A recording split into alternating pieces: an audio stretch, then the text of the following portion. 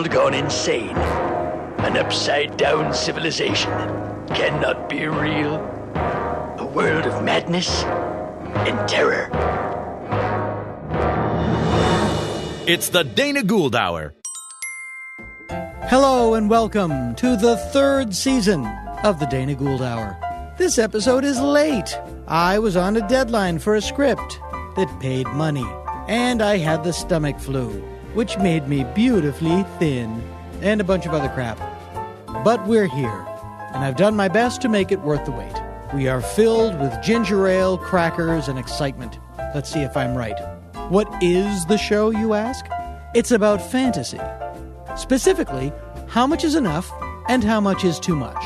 Plus, there are many kinds of fantasy. There's the Middle-earth, Star Trek, Star Wars, cosplay, role-playing fantasy, and the nipple clamps kind. In other words, D&D versus B&D. On the D&D side, we have comedian Blaine Capatch. You can follow him on Twitter at Blaine Capatch. Actor-writer Ken Daly, as well as Scott Robison. These gentlemen will be taking us into the world of Dungeons and Dragons, explaining what it is, what it isn't, and why a little bit of it is good for your noodle. On the B&D side, we have comedian and Chelsea Lately contributor April Richardson. No, she's not into that. But she majored in sociology with a specialty in gender issues and identity, so she actually brings some educated opinions and can speak with some authority on the roles of sexual mores in society, blah, blah, blah.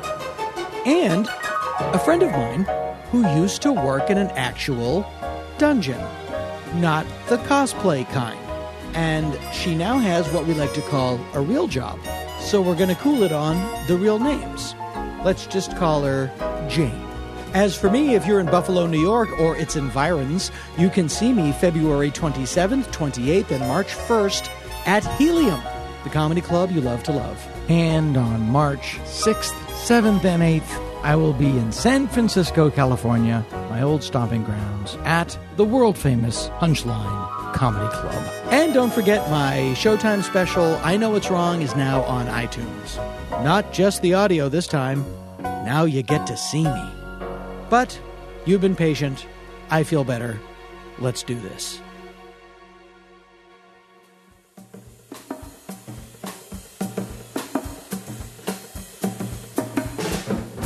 My guests tonight, here on a brisk January evening in Studio City, California, the jewel in the crown of the San Fernando Valley, longtime friend.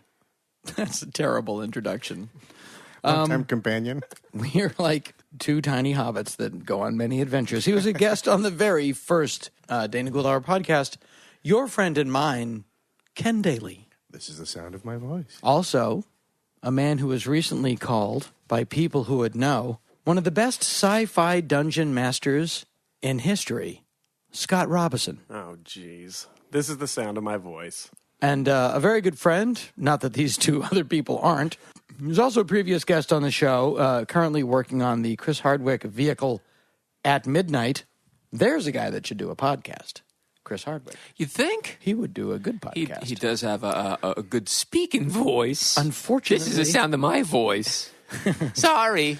I just had a Sucrets. A Sucrets. Do they still have Sucrets? You gotta know which store to go to. If you need to buy some Sucrets and you're out of cash, you can use your charge plate. Blaine Capatch is here. Thanks. I tear up all my carbons, everybody. Blaine has a baby. I do. It's in the car. How old is your baby? 7.5 months. Wow. Oh, he's crawling. He's rolling. Sometimes they roll. Developing upper body strength. He'll see something and then all of a sudden his shoulders twist. That's great. There's a very key time. Not only is he rolling, but by crawling around on the floor, and you got to put him on the floor. You got to let him roll around, play with stuff. He's developing spatial relationships with his eyes and his all body. He's booting up now. Key time. Is. There's a key time. It's fun to watch. Sometimes I just watch him stare at his hand. Like he's a guy trailing, like a guy on drugs on a bad TV show. Man, check out my hand! But it's like a baby. Hey, Officer Friday. Babies are so dumb. They're idiots. My baby hit his head really hard right before I came over here, too. Is that everybody get their story straight? Oh, geez. Yeah, okay. You guys all saw me here, right? And when I get back, you didn't smell gas on me. Let's revisit the hurt baby. But first, Scott Robison, someone called you the best sci-fi dungeon master. What does that mean? Now, you all play Dungeons and Dragons. We do and have Right. for many years. And years. and have your own podcast dedicated to same, Yes. Yep. It's, entitled... Nerd Poker with Brian Posehn and friends. I thought for the longest time this was America's only podcast. So this is a bit jarring for me. Now when you check out Advance, it's paper or plastic, and will you be on my podcast? Let's just get my groceries to the car. That's right. You know what I like about the plastic bag ban, Dana? It gives the bag boys a chance to hone their shame glaring at you for not bringing your bag with you. I'm sorry I came in here because I needed detergent. I was ducked in and didn't have my bag. It's happened twice already. I feel like I have to apologize for not having a bag. I always buy the bags and leave them home. Yeah, it you take shuts the them groceries right up. out and then you put them in the closet. Yeah. Yeah. And then you go buy new bags. It's the same look like when you're sort of want the guy to finish drying your car and you're just kind of hovering out there. Waiting for him to wave the rag. Yeah, and they look at you and you're just a giant jar of mayonnaise shifting uncomfortably. Ironically, people think that I'm into Dungeons and Dragons. I know nothing about it. You should. I should once- and you should be. I know I should be. In college, I had a Cosmic Wimp Out T-shirt. Oh, okay. Apparently, it was an offshoot So game that was of borderline, D&D. yeah. Yeah. Don't know what it meant, but it was a great shirt. Cosmic Wimp Out was sort of on a Car Wars level, wasn't it? I believe this Sort is of a the weird Steve Jackson era, game. yeah. Kinda. Comedic. Was it sort of Hitchhiker's Guide-y or So when did Dungeons and Dragons start? late 60s, early 70s, I think, As wasn't soon it? as Yeah. the human imagination. I guess it got started by Gary Gygax or Gygax. I'm never quite sure. Gygax. Gygax invented this game, I guess, in college with friends, and Yes. I guess this was in Michigan, where it was cold, and they did this. This was before computers or anything, and they just laid out a world. Now and- you know there was never that time. No, there wasn't. I'm sorry. And then Kennedy. Oh, roll the clip. We Anyway. lost our innocence the day Kennedy was killed, which a lot of former slaves and American Indians thought was hilarious. Yeah. They were so innocent. Okay, so I'm sorry, I interrupted you. No, Blaine, you're the historian on this. When I played, there was already advanced Dungeons and Dragons. I guess this was when I was 15, so maybe I played from 78, 79, 80, something like that. And You're a teenager at this time. yeah, Surly. yeah, I was Punkish. gawky braces, elastiframe glasses, bangs. Knee deep in pussy. Yeah, Exactly. It was Yeah. basically you and Bobby Cats, Evans. just cats. I was sitting up front on the pussy coaster with my hands up. Woo! Must be at least this high to ride the pussy coaster. Everything smells like cat food. By then, there were modules and books. There was a basic set, I guess. You would get these books and dice. Do you know even the basics? No, I Maybe- know it's maybe- not. Now, yeah, that's what I think is really. I know it's not a critical. game in the sense that, like, if we met every week to play Monopoly, it doesn't end. Right. Like, There's no winner. I become a dude. I become a dungeon dude. yes. It's role playing. By the way, Yeah. the dungeon dudes It at wasn't the Roxy It tonight. wasn't the first of its kind, but it was the one that really sort of took off because it was probably the most thoroughly crafted. But the general idea was simply a way for a person to tell a story and people listening to the story to interact with it at Okay. a level that was beyond totally random. Rather than just someone saying, and then this happens, there's actually a skeletal framework of rules. The actions in the game could be, So based if you, on. so when you guys play D&D, you're. I'm talking to Ken Daly. Yes. you're a dude in the D&D game. I'm actually a dragonborn. You're dragon. It's a half man, half dragon Yeah. Okay, race. Warrior, All fighter. cock. you're. And mostly cock. No, don't go crazy. But wait, before we get too far into that, let me just flesh this out for you. At its most basic, I think at least for me, the concept was a series of statistics. So these are like strength, dexterity, intelligence. And these statistics are determined in a number of ways. Usually it's by rolling a dice, and then you can assign those where you wish. And as a result of those statistics, a character sort of starts to take shape. If you put a really high number in your strength, you're going to have a real buff character. I have a very low charisma, so my character, like Dragonborn, are usually noble, but I have Dragonborn are usually okay. noble. Now we're getting dangerously close to a previous subject, which is human reptile virginity, or human dinosaur porn. Human is dinosaur it vor porn. or is that something else? I don't know. Vor is the reptile swallowing porn. Come out, Kirk. I will be merciful and quick. Really? Because your lips don't move, Gorn. There was on Amazon, there are ebooks that are like taken by the Triceratops in the Velociraptor's lair. It's a new thing. We've talked about it before. Is this like fan fiction? Yeah, it's okay. Yeah, fetish. Yeah, as I've said, human behavior. Is there a bottom? We've not found it yet. If you're a half man, half dragon, I can only assume at some point back in the dragon's lair, brown chicken, brown cow. I think with the Dragonborn, it was some sort of miraculous event, and these people became dragons through their beliefs. And this is also not earthbound, so this could be a species of another. That's Mormonism. Okay. It is dangerously close to Mormonism. Here, read these pamphlets. So you develop a character, and then you go into this game, and the average game is you get together once a week and you play for 2 hours, 3 hours. Yeah, and is that enough time for Ken to go through an aspect of his story? Yeah. Stuff moves remarkably slowly. Like you can walk down a hallway for several weeks, depending on what you're discovering and what you encounter, or it just goes by in a minute. Right. So it is all about the rolling of the dice.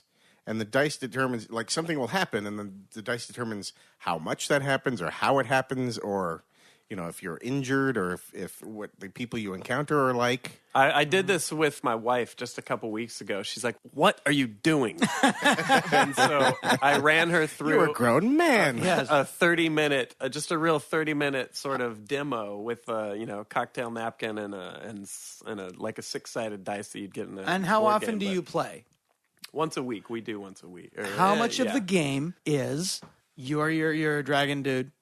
You're walking down a corridor. It's week 3. You're coming up on a water fountain, or as we would say in Boston, a bubbler. So I think much like movies. Are you into that, or are you talking about? Oh my God, I gotta get my oil changed. My baby hit its head. We're constantly going off on tangents. Yeah. No, it's all tangents. That's why the podcast is called Nerd Poker, because it's just a poker game. It's a bunch of guys getting together. We play the game, and we just sort of fade in and out of our lives. It's a lot. It's a lot of fun. It's very conversational, right? But okay, it keeps it moving with the right people and the right game going. It's very exciting and fun, and it's very engaging. It reminded me of the poker game on The Odd Couple. You're just sitting and so just in honor of that, right now, I'd like to do the music when they would cut to an exterior and show Felix walking down the street. Do do do do do do do do do do. That was the transition music from The Odd Couple. Now the transition music from Gilligan's Island when they were walking around the lagoon.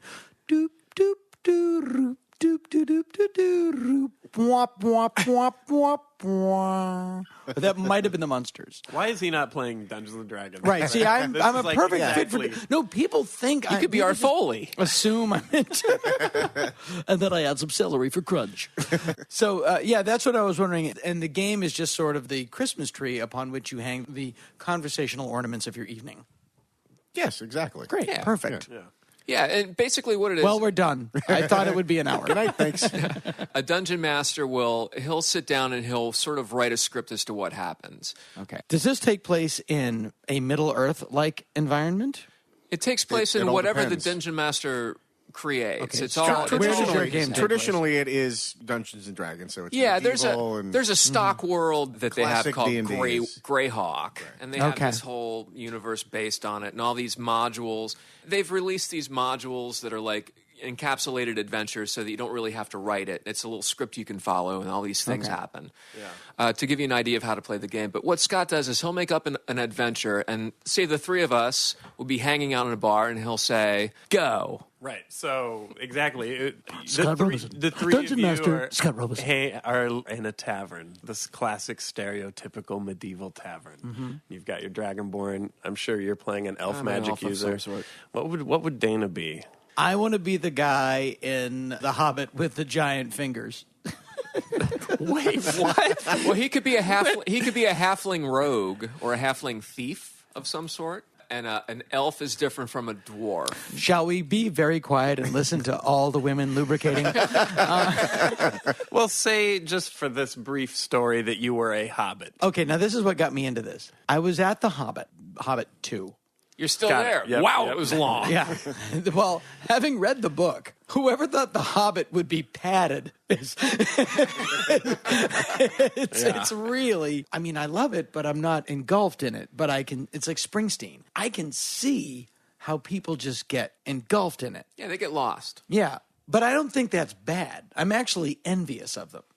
Like, I was sitting in the Hobbit when we were in Portland. Went to see it at the Baghdad, which is a great old theater, and it was opening night, and it was just great.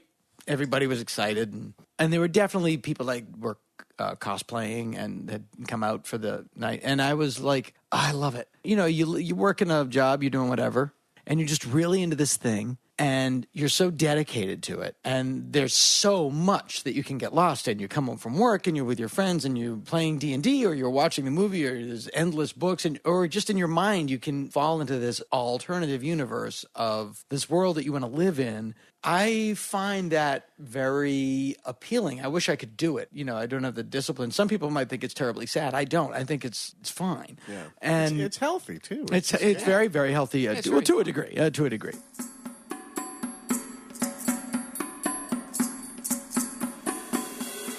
Now let us look at the other side of the coin, from D&D all the way back in the alphabet to B.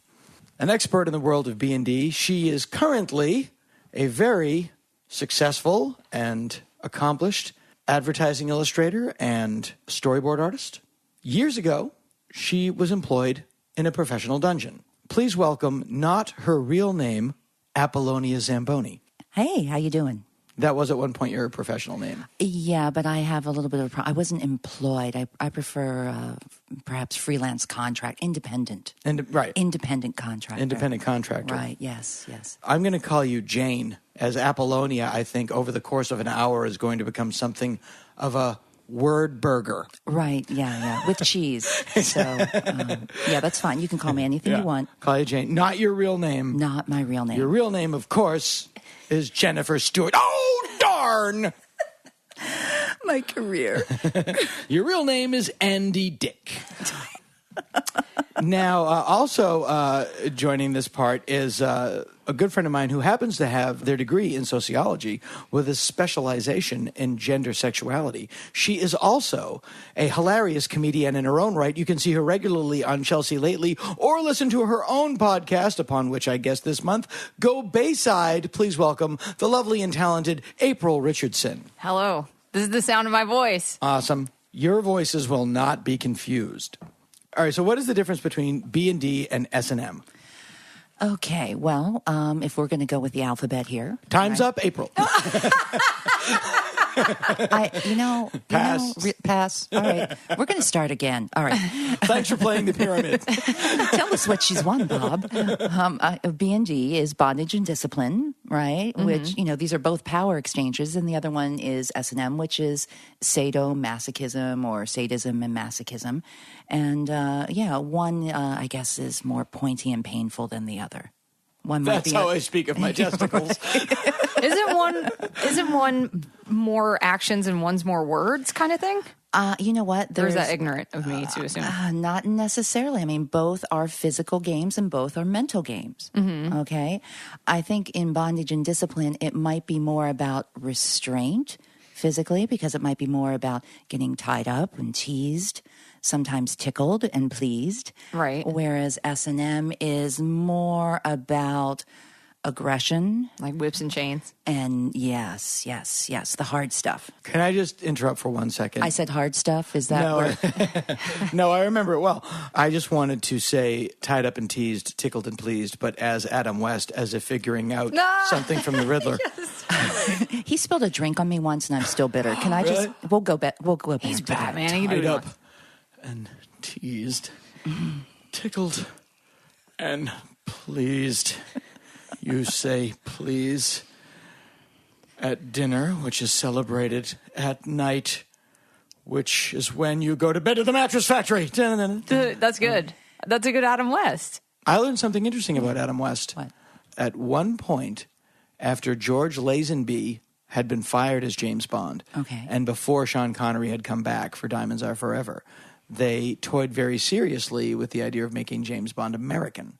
Because On Her Majesty's Secret Service was such a bomb. Right. And they were really, and it's not a bad movie, and they were in frantic straits. And one of the people they met with was Adam West.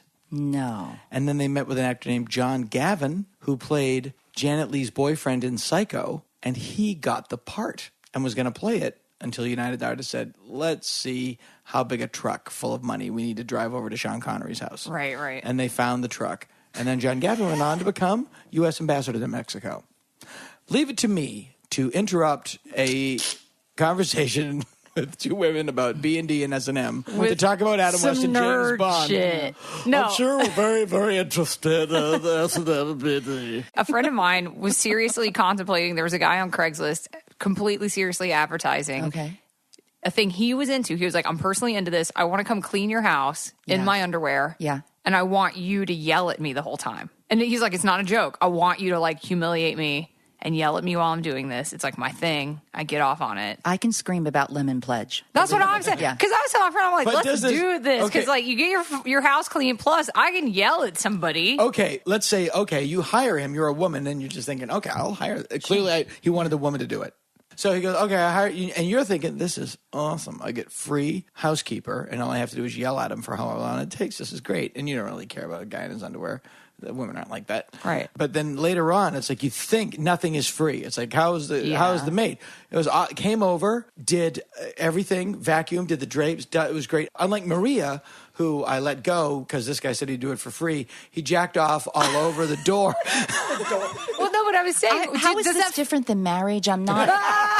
It's not. Okay, because I can yell at my husband for free and there's no exchange. But I was just going to say, does that fall under the category of anything that you did where it's like a guy just wanted you to yell at them? Oh, absolutely. I mean, the fantasy profile, if I go back through my professional career, is astounding. And everybody's got a little bit of a tweak. Yes. Right. So I wouldn't call something like that S&M. That to me would be more of a DNS game. And there's a little anachronism. Oh, yeah, like a dom and sub. My grammar's bad, but that's dominance and submission. Sure. So that's more of a DNS game. Because I would. But That's marriage. those are the kinds of things, though, where I was like, when I was thinking Till death of do you part. doing it, because I have friends that have done phone sex and have done various forms of sex work. I have no judgment about that, whatever, never have. I'm like, yeah, you do you, whatever. And especially when it came to things like, I always thought I could do it because I'm like, I can stomp on somebody's nuts if they pay me. Like, who cares? Like, that's what they want. Trampling for all of you novices out there. Right. It's a trampling scenario, yes. So when you did it, nobody knew that you did it. Certain people knew I did it, sure. But like your parents thought, you're just like, yeah, I work at a bank, Mom. Well, let's see. What was the cover story at that time? No, I mean, I always dabbled in the real world. So, there was always another job to kind of cover. I feel like I'm sorry. I'm That's so okay. into this. No, I'm so into it. no, I also am curious how you got into it in the way that whenever I see... One complaint I've never had from this show is there's not enough meat. Well, I'm sorry. I'm not trying to take over a job of interviewer. I mean, you're running the show. But I'm so fascinated by the way, like, what the qualifications are, only in the way that, like, say I'm into it, say I'm into that and I want somebody to like whip me or whatever. That's pretty hardcore as far as trust goes.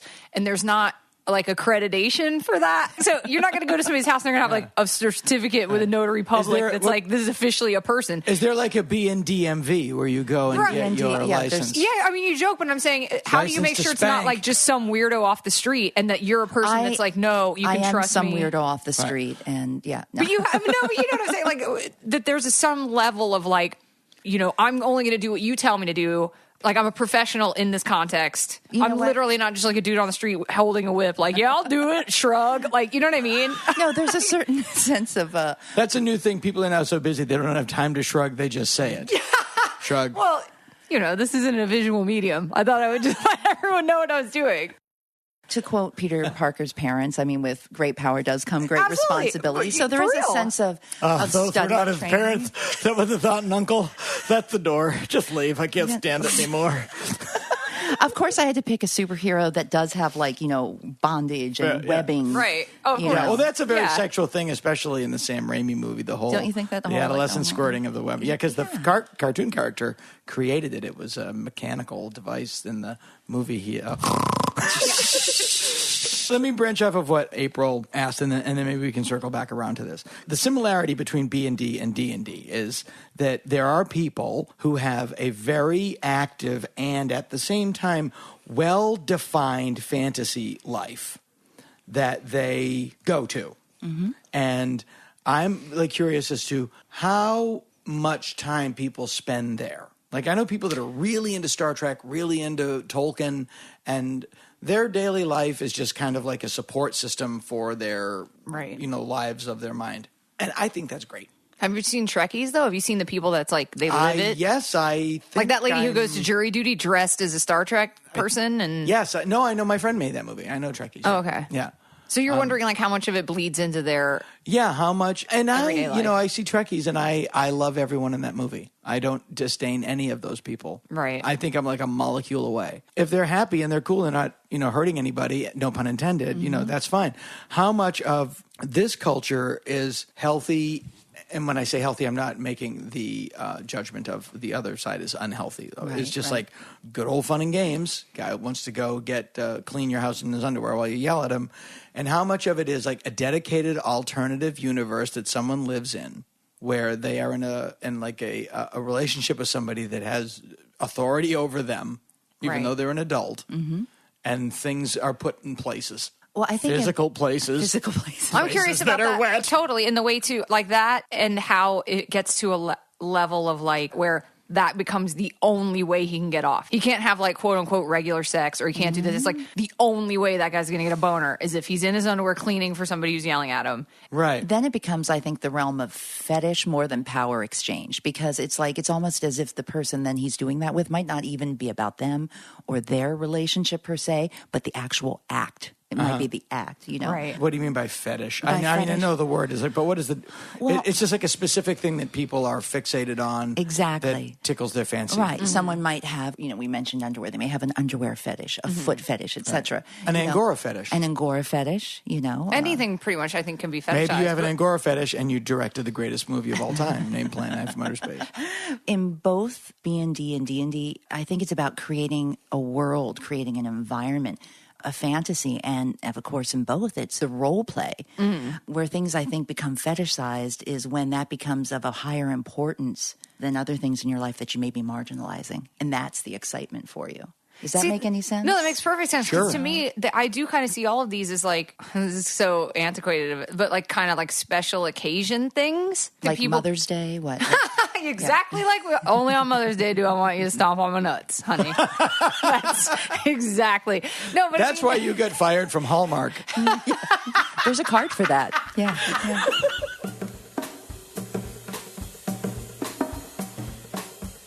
I forgot I had my ears on once. Oh yeah. From Lucha.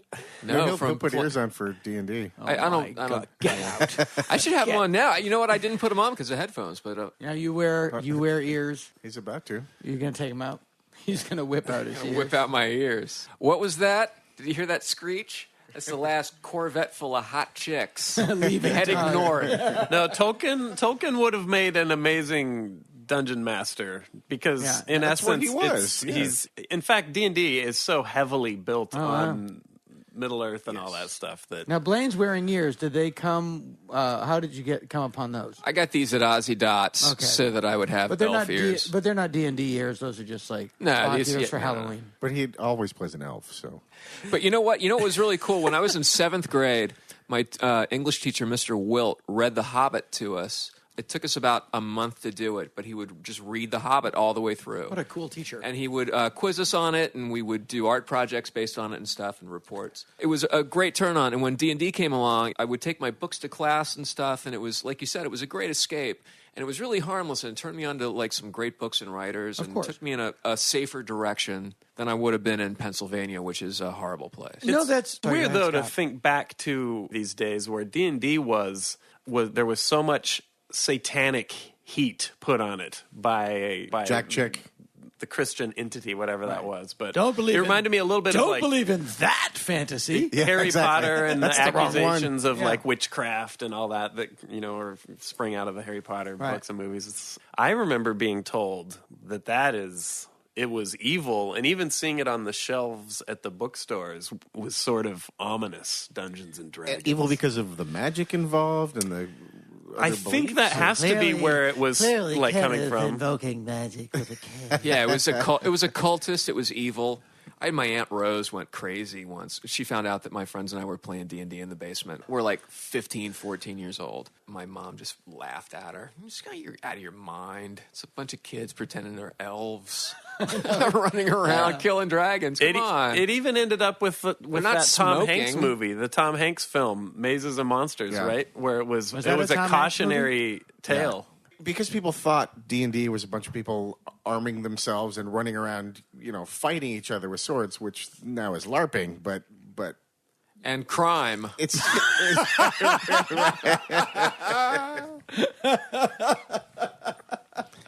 Is LARPing the thing where people beat the shit out of people? No, it's live action role play. Oh, no, but there is a thing. There's another game that goes on, no, I think, yeah. in Michigan. That's it's the called- knockout game. The knockout game, yeah. It's called boxing. That's called there's a bum thing- fights. No, do you know about the knockout game? Yeah, I do. Yeah, Horrible. it's just it's a horrific thing unless when the news report comes on, you play underneath the newscaster.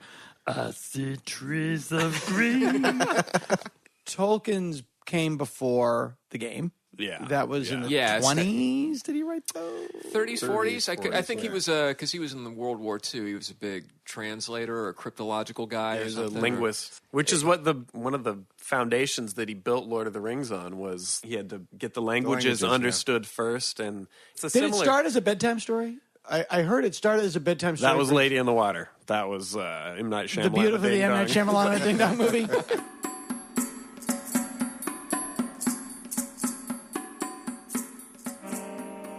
On April 15th, 1979, James Dallas Egbert III, then aged 16, disappeared from his dormitory room at Michigan State.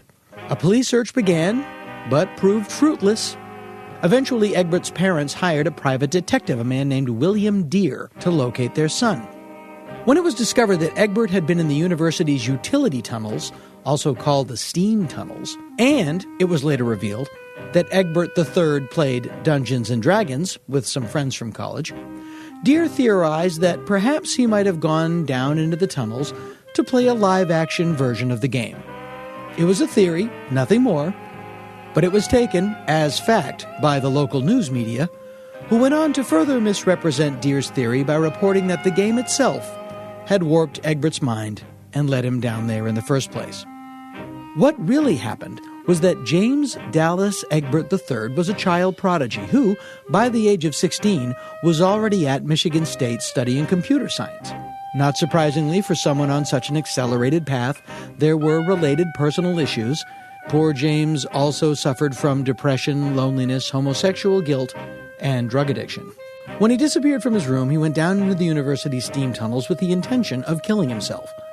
He tried, taking an overdose of Quaaludes, but he woke up the next day and subsequently went into hiding.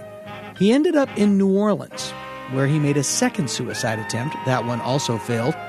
And before long, he contacted William Deere, the private investigator his parents had hired, and turned himself over to him. Egbert found himself in the care of his uncle, a doctor, but sadly, a third suicide attempt would prove successful. Enter Rona Jaffe, who pumped out a quickie novel called Mazes and Monsters based on the news reports, not the facts. And it was this combination that started the Dungeons and Dragons will lead to satanic death cult membership frenzy of the early Reagan era. Film rights for Rona Jaffe's book were scooped up, and the next thing you know, Mazes and Monsters found life as a made-for-TV movie way back in 1982, and did indeed star a 26-year-old Tom Hanks in his first leading role. The film tells a thinly fictionalized account of the misinterpreted and false version of the James Dallas Egbert case, and for all of the viewers of the movie who are unfamiliar with it, no worry. A local news reporter shows up right at the start of the film to supply all the necessary information.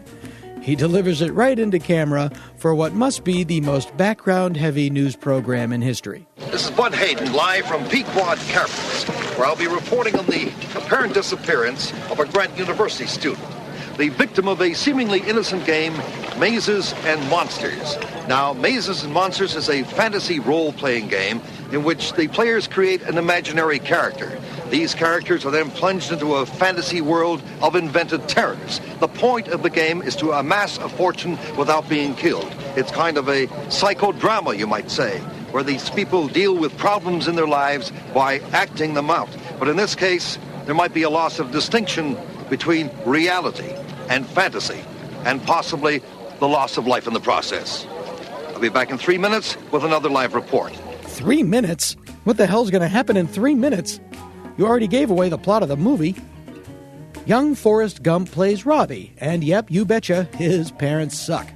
We meet them on their way to dropping old Robbie off at college. I should have driven Robbie up myself. Oh, you should. Well, may I remind you, whether you like it or not, we are still a family. I hate it when you drink. I drink to get through the day.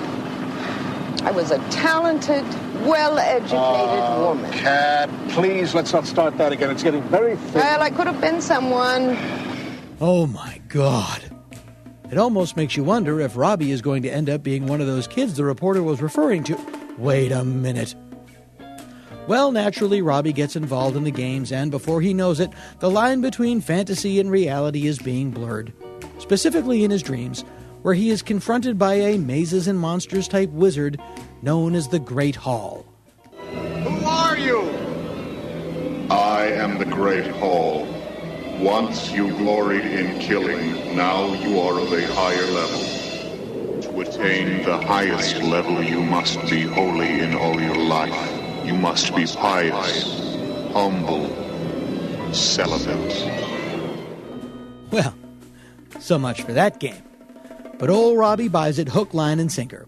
His pursuit of whatever it is that he wants leads him to what the Great Hall calls the Two Towers, or what we called the top of the World Trade Center back when that was a thing. He almost jumps, but gets talked out of it, and the last we see Robbie, he is off living at his parents' house, just as nutty as a goddamn fruitcake. Now, if you're looking for a movie about two people embarking on a relationship that falls prey to that other fantasy, well, you have to see 2002's Secretary, starring James Spader and Maggie Gyllenhaal. Written and directed by Steven Shainberg, not Spielberg, Secretary tells the story of Lee Holloway, a painfully shy and somewhat inept young woman who becomes the secretary to one E. Edward Grey, which James Spader plays to Spader-esque heights. Lee's innate submissiveness triggers Grey's sadomasochism, and the dance begins. Over the course of the story, the more Grey dominates Lee, the more she blossoms as a person. Of course, the more she blossoms as a person, the more she needs Grey to dominate her, and one begins to wonder who's really in charge of whom. Before long, their relationship has become untenable and must move forward or collapse. I love you.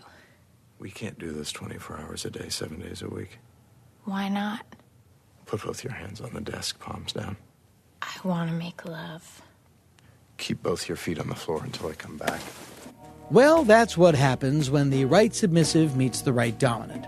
But what happens when the wrong dominant meets the wrong other dominant? Well, there you end up on ground that's a lot more comfortable for yours truly to discuss at length.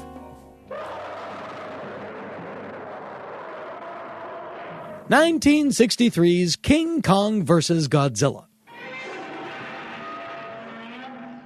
Now, I can hear you already saying there's no interesting story behind the making of King Kong vs. Godzilla. Well, if you are saying that, I can hear you. And you are mistaken. Now, King Kong, as you know, is an American film classic.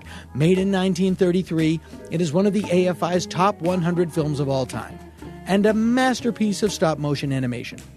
King Kong vs. Godzilla, made 30 years later, is a quickie ripoff with two guys in rubber suits wrestling in a miniature city. There's no way these two can be related. Why not? Get back in your own movie. Actually, they are related. The film's origin lies in the brain of Willis O'Brien, a certified genius who pioneered the art of stop-motion animation, and the man who brought the original Kong to life on screen.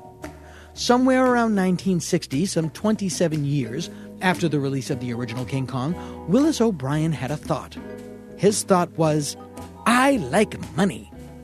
And so he set about devising another King Kong movie. As the original Godzilla had been released 3 years previous, O'Brien came up with a clever idea. What if King Kong met Frankenstein? That's right. The original idea had nothing to do whatsoever with Godzilla. He wanted to see King Kong fight a giant version of Frankenstein in San Francisco. Now, I can see King Kong fighting Godzilla, but a giant Frankenstein, that can't be real. When it was learned that he could not obtain the rights to the Frankenstein monster, the title was changed to King Kong vs. the Ginkgo. G-I-N-K-O. I do not know why. Why not? Fair point. Enter a producer named John Beck, and a title change to King Kong vs. Prometheus, which makes sense, because the subtitle of Mary Shelley's original novel Frankenstein was The Modern Prometheus. But you knew that, didn't you, ladies? I want to make love. Of course you do. But wait, I know even more about old monster movies. I want to make love. Anyway, here's a great little Hollywood story. Willis O'Brien is introduced to John Beck, who promises to get a buyer for the movie based on Willis O'Brien's idea. So after he shops the script around, he finally gets some interest from the Japanese studio Toho, which made Godzilla. But, and here's where it becomes oh so Hollywood, he never told Willis O'Brien that part. Toho starts to negotiate with Beck, but Beck keeps it a secret because he's done some research and has found out that O'Brien doesn't own the rights to King Kong. So he goes behind his back and sells O'Brien's idea, which he did not have the rights for, which John Beck certainly doesn't have the rights for, to Toho Studios. Why not? Not so fast. I want to make love. Enter Marion C. Cooper, who produced the original King Kong, who sues Beck, saying you can't sell a King Kong movie without having the rights to King Kong. I own the rights, and you stole them from me. And Beck says, no, I didn't steal them from you. I stole them from Willis O'Brien. But Cooper says Willis O'Brien doesn't own them. I do. Enter RKO Studios, who released the original King Kong. And they say, Marion C. Cooper, you don't own the rights either. We do. So now everybody's suing each other. Who stays on in the project? Of course, John Beck. The one guy who had absolutely no reason to ever assumed he owned a goddamn thing. Why not? Exactly. King Kong vs. Godzilla is a real gem. It delivers everything that its title promises, and there are a lot worse ways a 10-year-old kid can kill a rainy Saturday. Like Mazes and Monsters, the film comes with a convenient news report that explains the story to you as it goes. Yutaka Omura from Tokyo, reporting that the situation is grim. Godzilla has crossed the first line of defense. A blockade of high-tension wires is being hastily linked around Tokyo. Okay. I guess that is for all of us out there who aren't actually watching this movie, even though we're watching the movie. I mean, we've just seen everything you just told us. This is used a lot in old science fiction movies, especially things like Them and the Praying Mantis. The local news reporter always has way too much information and tells it to everyone as if they care. The giant spider is now headed towards Prescott, Arizona, home of famed archaeologist Willard Baines, who's fighting with his daughter because she's taken up with a renegade cop, Derek Berkman. Fist. Lastly, King Kong vs. Godzilla has one of my favorite little nuggets in all of film history, where they need to amp up the tension a little bit, so just to goose it, they start making stuff up. You know, stuff from physics. It was observed in his attack on the train at Hokkaido that he moved away from the high-tension wires whenever possible. Yet, Dr. Johnson, you have stated that King Kong grows stronger from electricity. Yes, Kong draws strength from electric voltage. Okay, got that, kids? Unlike reptiles, when mammals are electrocuted, they get stronger.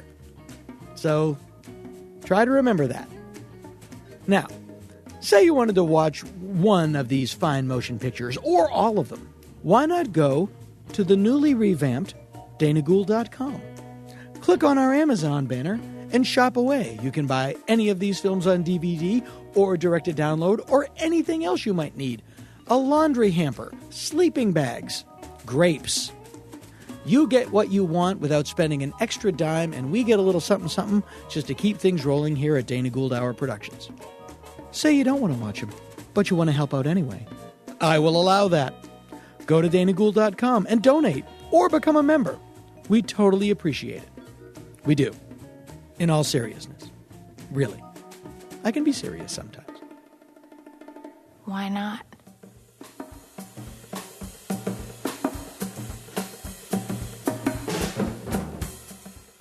It seems like it's something that people are able to kind of compartmentalize. Like, I'm sure dudes, the image of the guy who goes to a lady who like whips him and stomps on his nuts. Well, that's because basically a woman can get a guy to play with her for free. So yeah, well, that's true. Okay, but I'm just wondering when that becomes the norm, though. Like a guy who maybe once in a while is like, I want this to be a thing that I experience once in a while, to where it just becomes like he can't function unless it's in that context. People might not do it with a professional. They might find somebody in the community, right? Mm-hmm. Someone that they can have a relationship with.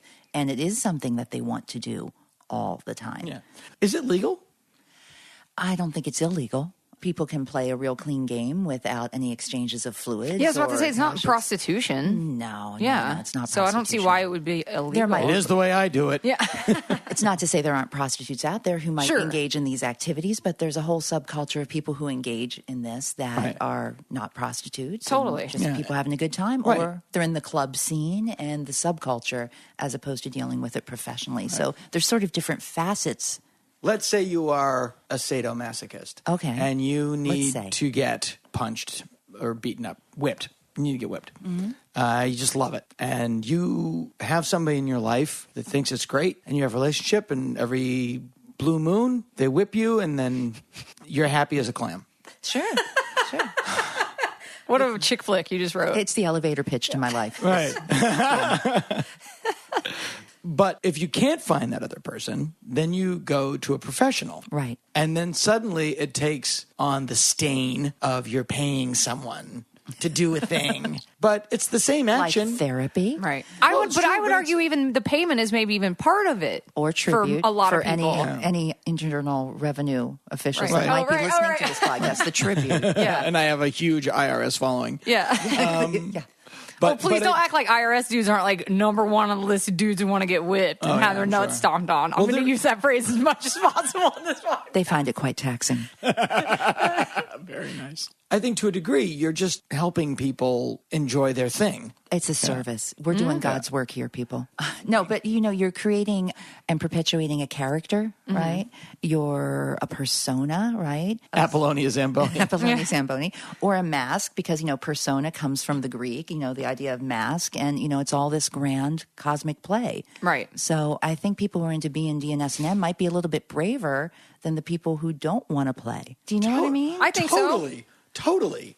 They're not bound by their shame. What was that word? Hey. But that's what I'm saying. It's very thematic. This is in our subconscious, you guys. Yeah. Has anyone ever had a normal sex life? There's a question.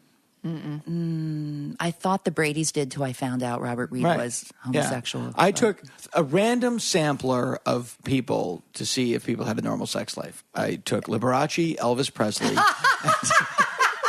Well, because Elvis had some hang-ups. He used to put whipped cream in his underwear and watch women wrestle. And he had great penis shame because he was uncircumcised. Yeah. And referred to it as...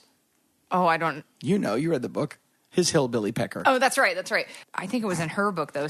By the way, Hillbilly Pecker opening at the Roxy this week. It's a musical. I play upright bass in Hillbilly Pecker. Great name for a band. It is a great name It's for a band. That's totally a rockabilly band to a T. Hillbilly Pecker should be a rockabilly band. No, I actually meant a 40s swing band, like a Duke Ellington kind of setup. Oh, yeah. Please welcome the sounds of Hillbilly Pecker.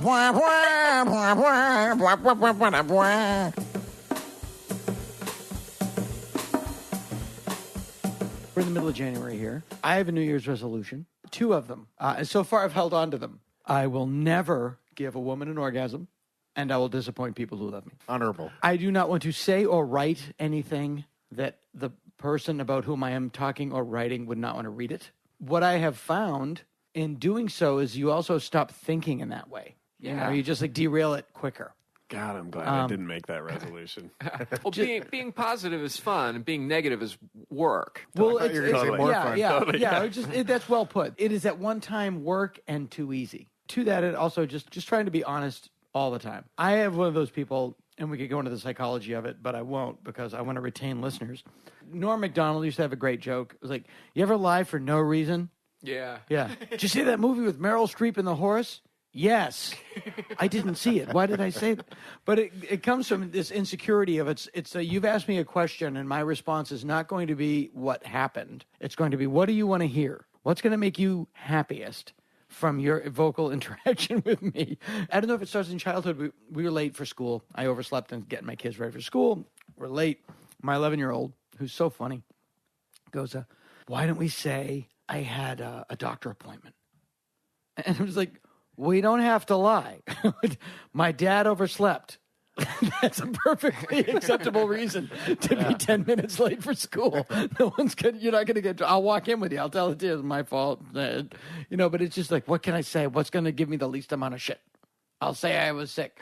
And in my sort of attempts to be really, really honest, you said something earlier tonight that I realized I can never, ever say now that I'm sort of committed to be honest, which was when I was in 7th grade, this really cool thing happened. Nothing remotely cool happened to me in 7th grade. When I was in 7th grade, I was a fat, lonely dork. The other point... In Dynamite magazine. Dynamite. Not to be confused with Jimmy Walker's Dynamite catchphrase. And when Jimmy Walker was on the cover of Dynamite, it was like worlds colliding. He had one really funny stand-up joke that I remember to this day from like being on like Mike Douglas or Merv Griffin in like 1976. Jimmy Walker? Jimmy Walker. One of his joke writers, by the way, Dave Letterman. Yeah. But he had one really funny joke that I remember, and I was probably like 13 or 14. It was like, you see guys that are single in the grocery store, they don't know what's what. They're walking around with an empty cart going, where's the toast? The other thing to remember, and this goes back to what you were saying, is that it's important to remember as you go through life that at a certain point, absolutely everyone and everything is on some level full of shit. Not all the time, but on some level, you're never going to encounter anyone or anything that isn't full of shit on some level. But we have a tragic fear of admitting that. Yes, but it's really freeing when you go, it's full of shit. Absolutely. You imbue these people with power, and it just comes from you. It's like you give them power, and you're like, they don't know what they're doing. Even Jesus? And that brings me full circle in my own torturous way back to the movie Lady in the Water. There is a book, I believe it's called The Boy Who Heard Voices or The Man Who Heard Voices. It's about M. Night Shyamalan Ding Dong. If you want to know how people in show business become giant, it's a crazy assholes. A behind-the-scenes tale. It's a behind-the-scenes tale, but it is what I believe is called a hagiography or a hagiography. The Man Who Heard Voices. It dresses every decision that he has up in the garb of history. And it was like, chicken or fish. Night couldn't decide. Because he is definitely... He's the biggest filmmaker in suburban Pennsylvania, wherever he lives. And it's all total bullshit because it's all Twilight Zones. Yes, they're all he does is remake Twilight Zones. Yes. Which is good if they're well done. Sure. My favorite movie is just a giant Twilight Zone episode. The character in Lady in the Water who worked out one arm... Do you remember that guy? He had one really strong arm and one really weak. I did not see the movie. I don't go to movies. Blaine, you now have a 7-month-old baby. I do. A couple things have happened for you. One, it is the end of Christmas cards starring your dogs and cats. Your cat has been the star of its last fucking Christmas card. And you can't go to movies ironically. It's like, oh, we're going to go. It's a piece of shit. We're going to go. No. If it's a piece of shit, you're not going to go. Oh, no, I can't possibly go see Coyote Ugly 2. Yeah, exactly. You are not going to waste your time. I don't care how many remaining Beatles are in it. But my whole existence is about to change then. Yes. Yeah. Are you having seeing ironic movies is my life. Is your wife about expecting? To have a baby? Oh, yes. Congratulations, Thank Mazel you. Tov. That's Thank wonderful. You. Although now and I'm adopting a Ken. It came full circle. That is amazing. Look, I can get a baby if I have to. I know places. The baby district downtown. I got my baby district. I got smoke. I got baby.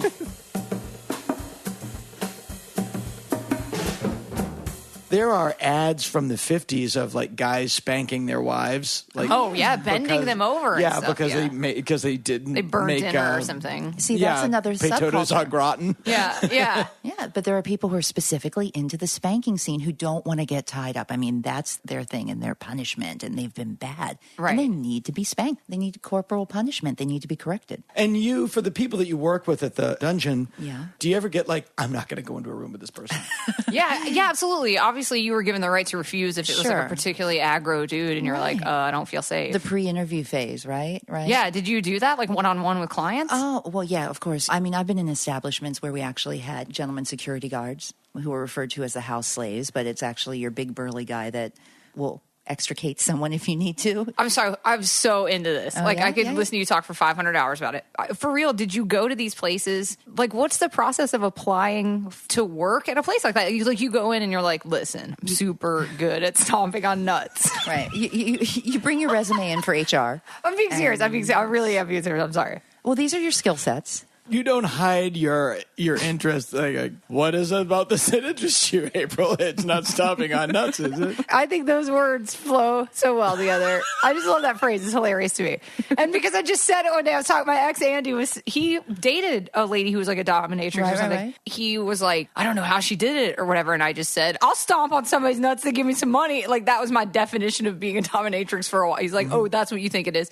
But I do have a genuine interest in the process and how even the people that own the dungeon or whatever, how did they know the intentions of even people that want to come work there? Because what if they are too sinister about it? Let's move back. What is it going inside your head that thinks, I'm going to do this in a professional dungeon? Or is that not how it works? Or does it originate that you do it with a boyfriend and then he's like, you're super good at this, like you should go pro?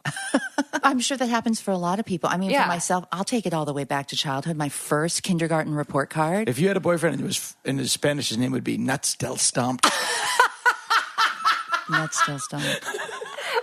I'm sorry that I made that the phrase that pays, but I like it. Yeah, he's got a skinny John Waters mustache. I can see him. Totally pencil. He's rocking a pencil thin. Yeah, he looks like a Dan Clowes drawing. Yeah, those are the primo people that like their nuts stomped. Is Dan Clowes characters.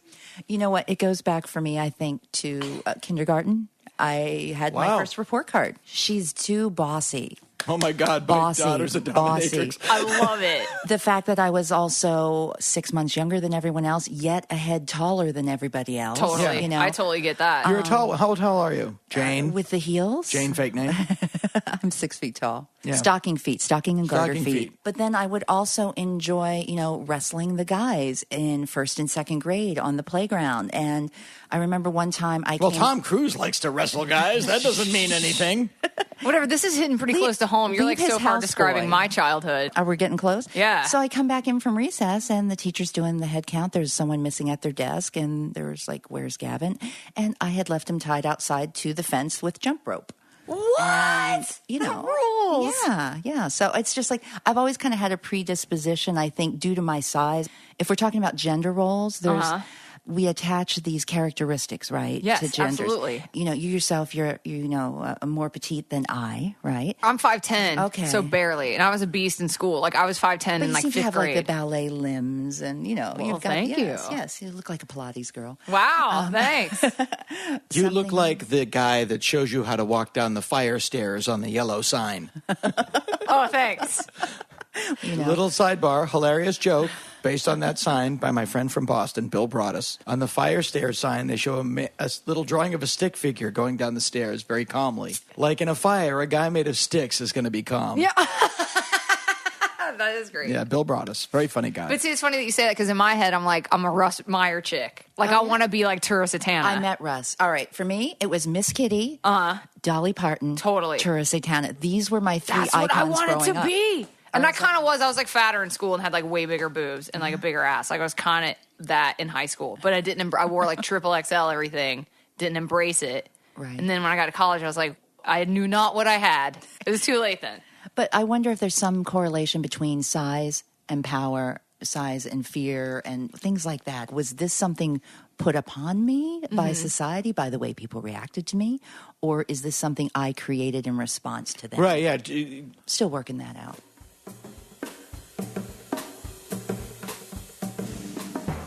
Welcome to Political Talk with two guys from Boston. A working man's look at the socio-political issues of our day. And now, Political Talk with two guys from Boston. This is Political Talk with two guys from Boston. I'm Johnny Condon. Robbie Sullivan here. We are brought to you by Bevilacqua Heating and Air Conditioning. We're cool if you're cool. And it's the dead of winter and none of our calls are coming in from air conditioning. Oh, nobody wants to do anything to do with air conditioning. We are heating and air conditioning, but people's heaters don't go out the way they once did. But here's the interesting thing that I have realized, especially like I was in my car the other night. I was getting my car. I was freezing. Mm-hmm. It was like wouldn't start. Yeah. And you got that window that goes a little down too. Yeah. The window goes down. And I realized if this car doesn't start, I'm gonna die. Your phone's off. I was at the Amherst Country Club in Amherst, New Hampshire. Oh yeah. And I realized if this car does not start, I'm gonna die. They're just gonna be chipping me out of here. That's right. And it is if your heat goes out, you die. And I think people that live in the warmer climate, they don't realize climes. This. Yeah. People in Albuquerque, New Mexico. They're not thinking about this. They don't realize the weather might kill me. Yeah, I somehow, though, growing up, think that I would still trade that because we had snow days. Sure. There was nothing better. I would rather freeze to death than get a random Wednesday off. And I meet people, that are from other places and that didn't have that, and I'm like, well, like a snow day. How do they announce your snow days? How did you find out? And there's no school in Arlington, Avondale, Abercrombie, all the way down to Needham. We had the fire department would blow the fire whistle. And you heard it, and that's how you knew no school. That's amazing. I bet that happened in my town. I still didn't know. Again, from a time of past remembered. Yeah, that's right. When the Red Sox won the World Series last time at home, the way that everyone found out about it, if you weren't at the game, they carrier pigeons flew to the military base and told everyone. That's right, because it was that long ago. It's 1918. 1918. Oh, my God. Now, do you have any New Year's resolutions? You know what? I really... Whole year ahead of you? I was thinking about starting smoking this month so I could quit that. Oh, nice. Yeah. Just pick it up and then put it down. Yeah. And then everybody go, oh, good for you. And I get a big boost. I'm not going to eat when drunk. How are you going to remember? That's the problem. The trip is the problem. But I find that when I am drunk, I tend to go to restaurants where the menus have pictures of the food. I thought that was when people don't understand English, you could point at what you want. Denny's is designed for drunks. Because the menus are not only, the food has photos of it. You just point, mostly waffles, because you can say that ham and whoa. And it's also laminated in case you blow on it. Yeah. You just wipe it off, hose it down, it's they're fine. Used to this. Yeah, it's the middle of the night. Yeah, it's or 24/7. It's food for drunks. It's like drunk chow. Yeah, it is not good. And whatever you order, you have no memory of it. When they could bring you just a bowl of drunk chow, and you'd be very happy. What I have? Yeah. It's that kind of feeling. Yeah. What I have last What I get? I don't remember. What I get? Yeah. Jeez. They just give you a bowl of drunk kibble. Yeah, but you go with a grandparent to that place, and it's literally like you're going to the country club. Oh, yeah. They're so thrilled. Little kids and old people, the crappier the restaurant, the more they like it. I don't know that's something about the comfort level. Yeah. My friend, he's a musician. He travels all over the place. He's from Boston. He travels all over the place. He's a drummer, smart guy. He's actually the boyfriend of a girlfriend of mine. Of course, he's a drummer. But he's a drummer, and he all drummers are somebody's boyfriend. He was in like a highfalutin coffee place in Boston, right? Mm-hmm. And they're sitting there, and he looked around, and everything pissed him off. It was all upsetting to him, and he said to his girlfriend, "You know what? let's go over to the Dunkin' Donuts. The Double D. They left there, walked into Dunkin' Donuts, and he looked, huge smile on his face. This I can deal with. These people are my people. This people is what, people in windbreakers. Yeah, but there's something about it that says sometimes racists a tone. in windbreakers. But if you get upset with the people around you, you got to get out of there and go where you're comfortable. Just get a cup of coffee. Get a cup of coffee. Yeah, get a cruller and a cup of coffee and go. You don't got to have steamed milk on it for $9 or whatever. Jesus. I mean, my mother, I think she thinks it's like something that it shows your what's the word? It's like a status symbol. Sure. To have the word macchiato. Yeah. Written on her cup like she's now made it. My mother and father still call it yuppie coffee. I was like, yes, and there's going to be some hippies there and some knights and other people from decades past. For 10 years, my father would say, I put cinnamon in the coffee. It's Maxwell House, but we're drinking. It always tasted great. There's something about drinking coffee with my father. I would love to do it right now. It's just amazing. But it always did taste great. You're both drunk. You're 9. He's 57. He called the bottle of Jameson the dentist. I'm going to the dentist. What are you doing tonight? I'm going to the dentist. Tonight? My father used to say, when I was too young to know what it was, he would say orgasm all the time. Like, I couldn't find the Rolaids, and I finally found them up under the bread box. I was so happy, I almost had an orgasm. I was like 9 years old going, I'm so happy I had an orgasm. Miss Johnny Condon, go to the principal's office, please. Yeah, we're Little ears. We're appreciative that your son loved the book Johnny Germain, but we don't think this is a proper response to his excitement over Rab. 1 if by land, 2 if by sea. I saw they were coming by sea. I had an orgasm. If my dad was Paul Revere. That's great. Now, if my dad was Paul Revere, we would be speaking with British accents today. That's all. What did you do on New Year's growing up? I would stay home and get terrorized by my older brother. That would be the one night my parents would go out and my older brother would terrorize me. I hated New Year's ever since. Oh, that's Do funny. not like it. My mother. First night, ice sculptures. There's nothing about New Year's I like. And nothing about New Year's I like. Ice sculptures. I don't like ice sculptures. I don't like first night. I don't like Dick Clark. I don't like the other guy that's the new Dick Clark. I don't like the ball dropping. There's nothing about New Year's I like. It's a weird holiday. Yeah, I hate it. It's just weird. People screaming for no reason. Yeah, they're trying to have a peak moment. That peak moment. God, I hate it. It's lost on me now. Yeah, I'm just trying to live right in here. Noisemakers. Oh God. Yeah, it's Why weird. can't Here's another thing about the. It's just it's like Halloween is awesome. Yeah, and Christmas is fine. Yeah, I love Christmas. See, I do. You see what I just did? Yeah, I forgot Thanksgiving. You didn't even talk about it. There's 2 holidays about getting shit. Yeah. Halloween and Christmas. Them are the ones. And in between, there's a small holiday about being grateful for what you have. For those Nobody gives things a fuck. They don't even put the pilgrims in the CVS anymore. They go straight from jack-o'-lanterns to snowmen. They don't even. There's not even like a turkey. There's not a pilgrim. Fuck you. Yeah. No, I'm grateful for what I have. Get the fuck out of here. Yeah. We're selling shit. We're already got tinsel all over the place. They got it's muscling in on Halloween. Yeah. Thanksgiving's messing with us. Yeah, they get the Christmas corporation. Yeah. Thanksgiving is the angry Jan Brady of holidays, looking at Cindy and Marsha on either side. Yeah, and Peter really is Abba Day. Peter's and I mean that as a compliment, Peter, if you're out there. Peter, he was just waiting for everybody to sleep and he was going to kill them all. Yeah, he had the least lines and he just had to walk through looking cute. He was Abba Day. Oh, Peter. He didn't have a lot. And Cindy is some kind of crazy woman now. Is that I think right? They all went crazy. I think everybody on the Brady Bunch went insane. I can't even imagine having like that part of your life so celebrated that as you get older, not only are you not cute, you're kind of hard for us to look at. Yeah.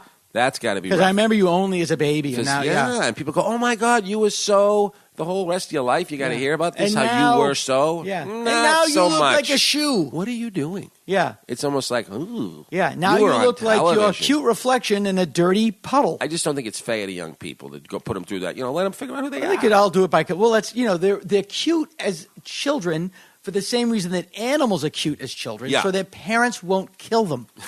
It's a biological necessity because kids are such a pain in the ass that normally parents will go, fuck this shit. That's why blind people are not allowed to have kids. Because they cannot see them and they think, this asshole cries. I give him what he wants. He's good for 2 minutes. He starts crying again. I think blind people can they have just kids. killed him. No, I don't think so. I never heard of that. Oh, yeah. No. I'm sure. No. I'm pretty sure. Really? It should be a law. I don't know. I just thought of it. So. Because think about it.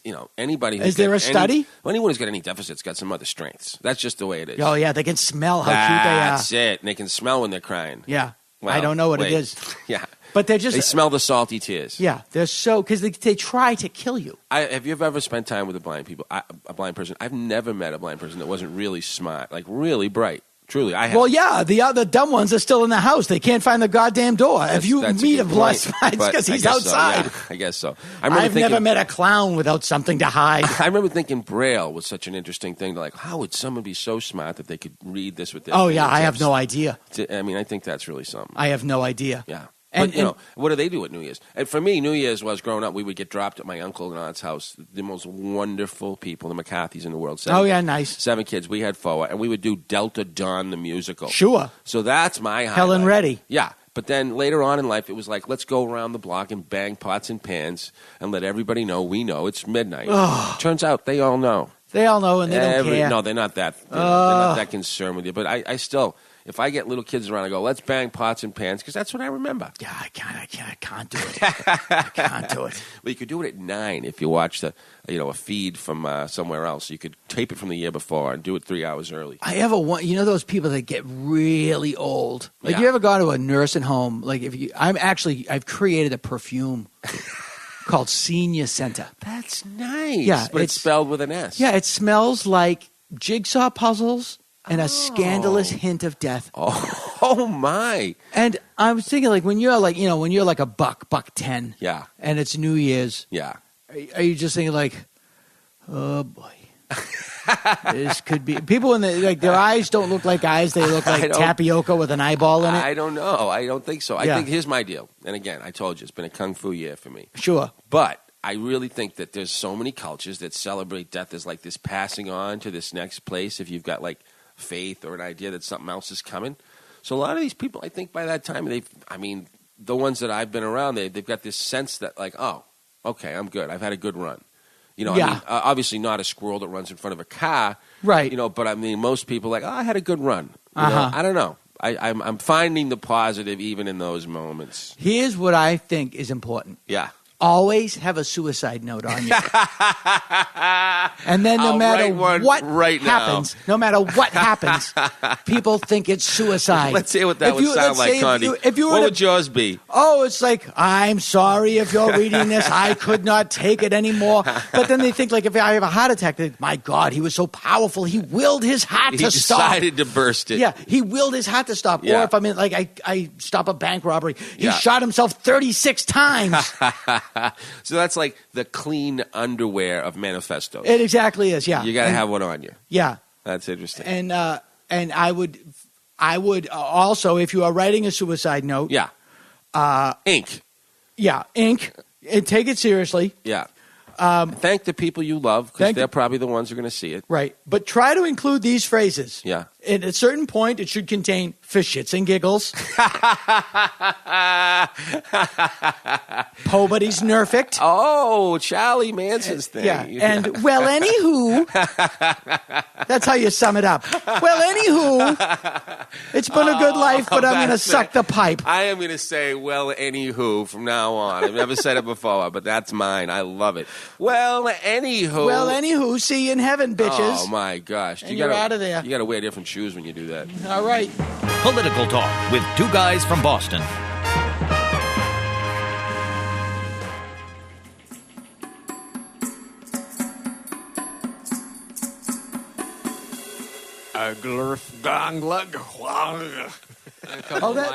Another wonderful subculture that you just sort of glanced upon is disco orc song. Star Trek role playing, and there's a big Klingon subculture. I've told the story of the Klingon family I saw eating lunch at Comic-Con. A Klingon mom, dad, and a sort of disconsolate Klingon kid, about 7. That's child abuse. Can we have your chicken fingers? No, he spoke. All right, 1 bloodworm's coming up. He spoke in Klingonese and went over to a table of a couple of guys that were in Federation shirts and then just a couple of regular guys. But it was like, and they're like, no, dude, we're just wearing shirts. Dude, please. I got 40 minutes for lunch. Finally, one of the guys said, it's a Federation table. Oh, sure, Federation. He stormed off, but they were like, God damn it, the fucking Klingon. I just want to eat my pizza. I saw about 6 Trekkies land at the Ren Fair and cruise great. the Ren Fair. That's a new thing on the communicators. Probably because of the Mr. Show sketch. Talking shit. That was a thing already? That was a thing already, and they did the sketch about it, which was that Star Trek guys are going to Ren Fairs. It was broken up by the Queen. That's how important this confrontation was. She came out of her hut. And they're role-playing that they're part of a starship crew visiting a medieval They were talking planet. passive-aggressive shit into the communicators, saying what a primitive, society they'd landed in, and then If you want to really go there, where in the Prime Directive does it say I get to walk around and be snarky? judge. Yes. Hey, my phaser says. That's right. My phaser says fuckwad.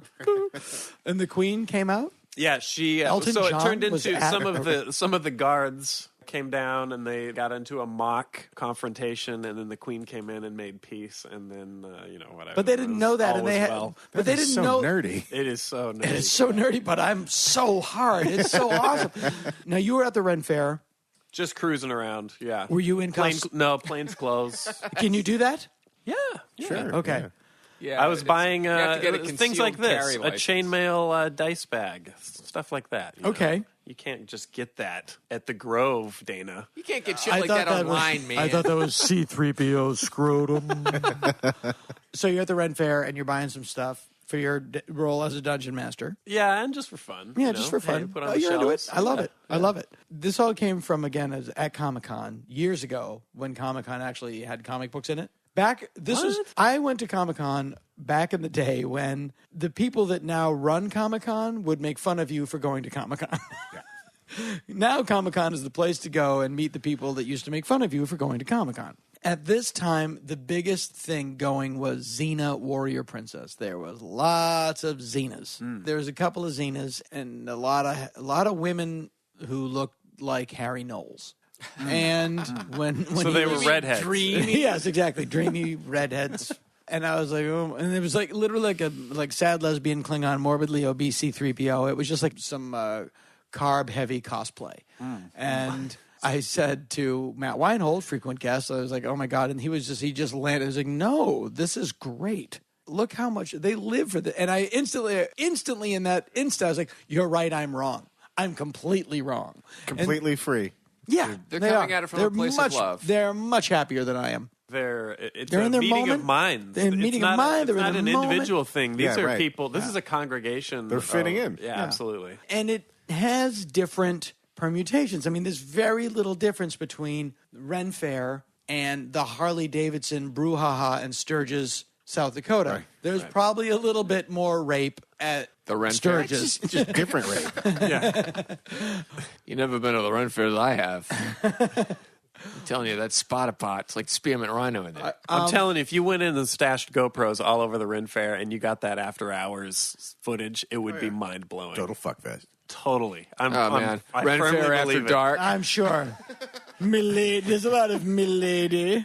Mine loins are swollen, and I'm sick of talking like this. If you're like fucking my Buick. If you're cruising Let's around go fucking my at noon, they are hammered. Oh, yeah. Hammered. And More mead, my whatever. Yeah, by sundown, it's weapons free Fuck at the Ren Fair. Yeah. It's more than just individuals trying to express themselves. It's actually, and this is why conventions, gaming conventions, even like PAX, the Penny Arcade Expo, are so fun. So here's my question. You're at the Ren Fair, and there's some Star Trek. Are these original uniform guys? I mean, they got to be Super old school, yeah. super old school. So they're in better shape than a lot of people at the Ren Fair. Yeah, old school those- outfits. Unforgiving outfits. Yeah, said the guy and that- old school human beings as well. These were not 20-somethings. Oh, okay. So Yeah, they this is probably wouldn't really be on active duty. Then again, the city guards that confronted them were not very fit either. We're either going to fight or talk about old time radio.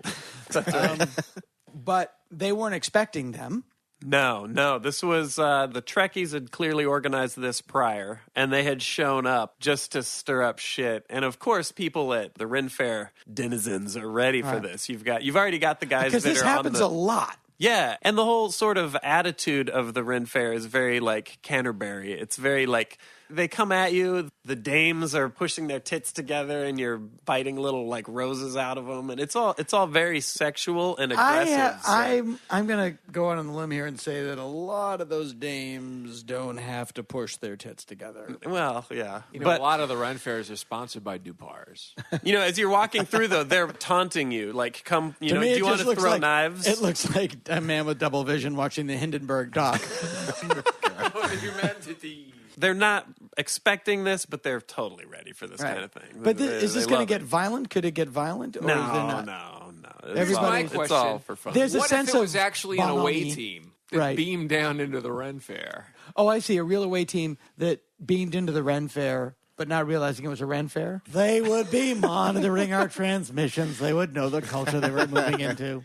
By the way, if you have a holodeck, are you doing anything else ever? No. You're always in there with the Lenders twins. J.R.R. Tolkien. I heard it all started as a story for his children, and then he elaborated on it from there. I also heard that it's sort of a mirror image, alternative universe story of the history of Europe. That makes sense. I could totally see that.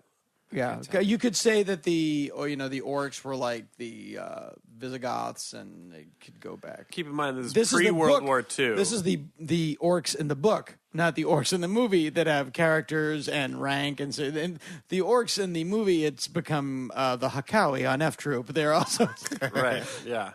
By forming this story and building it with so much depth, though, the guys that made D&D wanted to experience the Lord of the Rings and The Hobbit in a more first-person perspective. So they wanted to get in there. It probably wouldn't exist without Lord of the Rings. Right. I couldn't be more supportive of it. Yeah. I couldn't be more supportive of it. And how deep does it go? Do you know of people who spend more time in their fantasy life than in their reality? I do, but... And I'm not saying that with any judgment, and I don't necessarily mean with D&D. It's definitely more in video games. That is video now. games. Okay. Yeah, I think some of the heat D&D caught back in the day was because it was about as immersive as you could, a form of entertainment as you could get. And if you had the right group and an imagination that could handle it, you could really like vanish into it. These days, I think people have leaned more towards online role-playing games. People are dying playing games and from it's exhaustion and stuff. all based on a pen kid and paper. in Korea, right? Yeah. They sit and play the game and don't eat and don't sleep and die. Yeah. That's fantastic. It's wonderful. It is a thing. There was a cartoon. There was like a Looney Tunes babies cartoon, like the new Looney Tunes that they have, where that happened to Bugs Bunny, where he just got so into a video game that he like didn't eat or drink or something like that. And he So died. it I saw it. It was really heavy. was very heavy.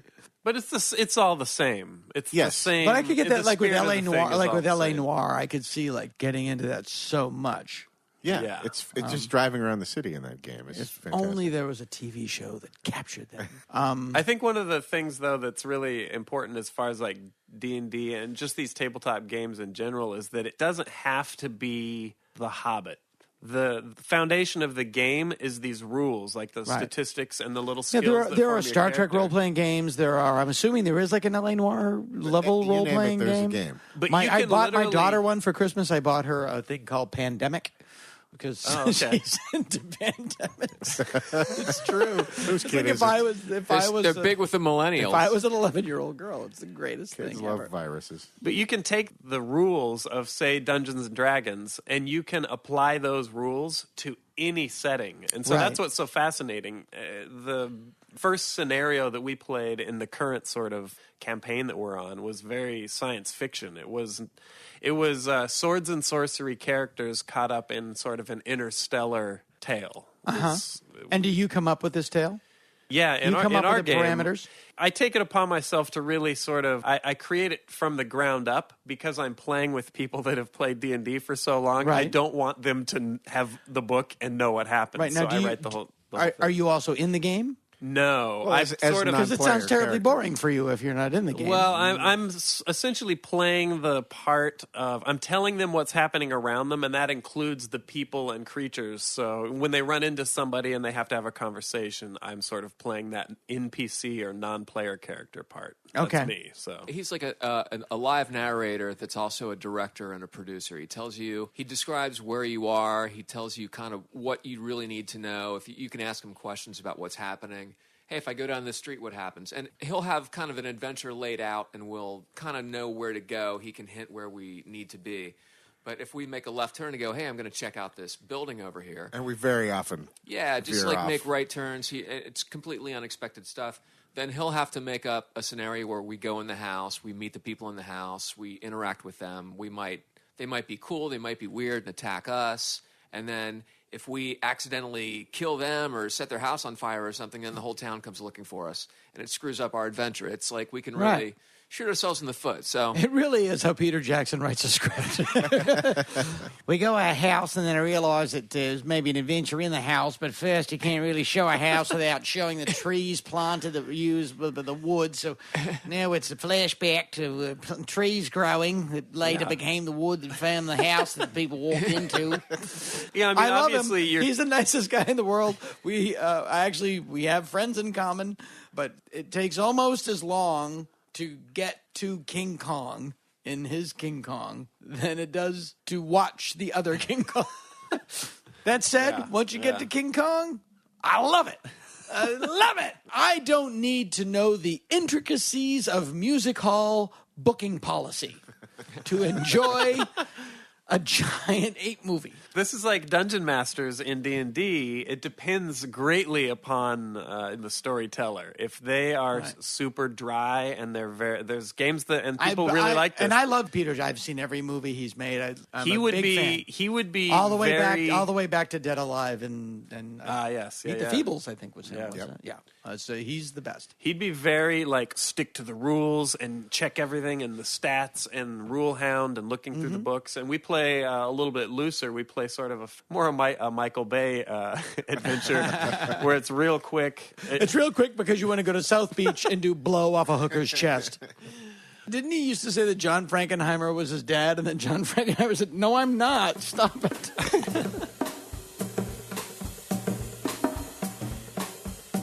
It's like conspiracy theories about things. Often the things that you say happen, but that wasn't the intent. There was an article recently that comedians, by and large, are socially awkward. Yeah, they're socially awkward. You know, why is that? Well, no, it's not that comedians are socially awkward. It's that socially awkward people become comedians. Right. Because they're socially awkward, so they spend a lot of time alone. You either go to music or comedy or drawing. Right. I'm sure there are other things. All three. Yeah. And it's you join bands or you become a comedy geek. And then the lifestyle feeds it. Right. You know, you're alone, you work alone, you don't have to listen. Right.